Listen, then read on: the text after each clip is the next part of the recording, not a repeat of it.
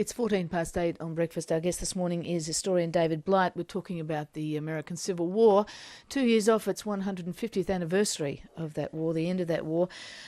David, 50 years ago, 48 years ago, during the centenary celebrations, Martin Luther King Jr. remarked that the, quote, Negro is not yet free. Now, when it comes around to the 150th anniversary, America will have a black president. We will indeed. It's an extraordinary... Has that changed the atmospherics of all of this? It definitely changes the atmospherics. It certainly changes the symbolism.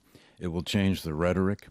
I hope, and I've written about this publicly, I hope it will change the substance. I hope this time, when we commemorate the 150th anniversary, and we will. I mean, no one is more anniversary conscious than Americans. People all over the world are. And it's a big anniversary. It's a very big anniversary. But this time, I hope the central story we will commemorate is how this war ended slavery, how it led to emancipation, which really is the pivot of American history. It's the pivot of our Constitution. It's the pivot of our political culture.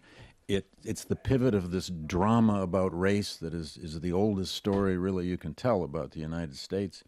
And the thing we really need to remember for this 150th anniversary is that when Martin Luther King gave that dream speech in 1961, which all the world knows, he didn't get to the dream metaphor until several paragraphs into it. He began that speech as a commemoration of emancipation, and he said the problem was that emancipation had brought about a promissory note that had come back labeled insufficient funds, he said, in the Bank of American Justice. That was his direct claim on the United States, and it was from that the famous refrain of, and the Negro is not free, and the Negro is not free came from. Only late in the speech does he get to the dream metaphor, which is the only thing about that speech that we remember.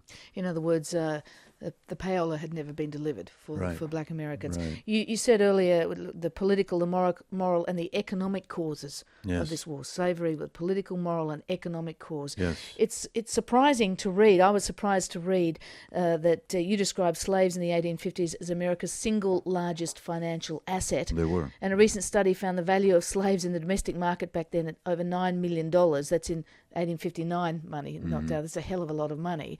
When you look at it as a financial asset that was fought over, does that change the way people can feel about it? Does it allow them to then feel a little better about the war? It gets the attention in public audiences. This has happened to me many times.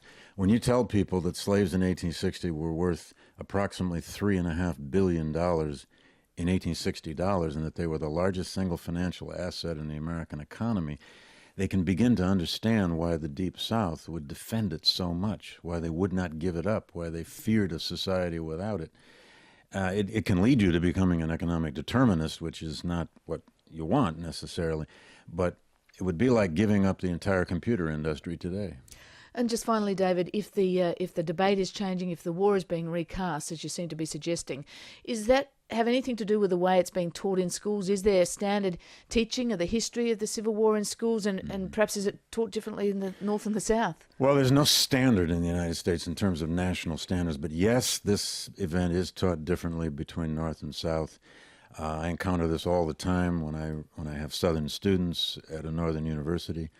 It depends on where you are in the United States as to exactly how you may learn this war. And if you grow up in the South, it is still true.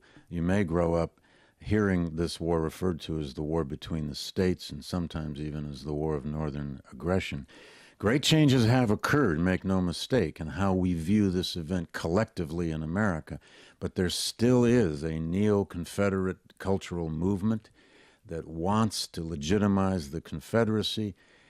The memory of the American Civil War, like the memory of any great event in Australian history, is always about the present. And all those mementos, all those monuments you talked about that are scattered around the United States, any sense that they might change too? You might start seeing some black slave families.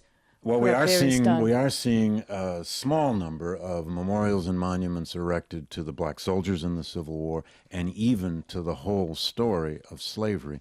But that has a long, long way to go to catch up with the thousands of monuments of generals and common soldiers through which we had this commemoration of mutual valor. David, thank you very much for joining us on Breakfast. Thank you, friend.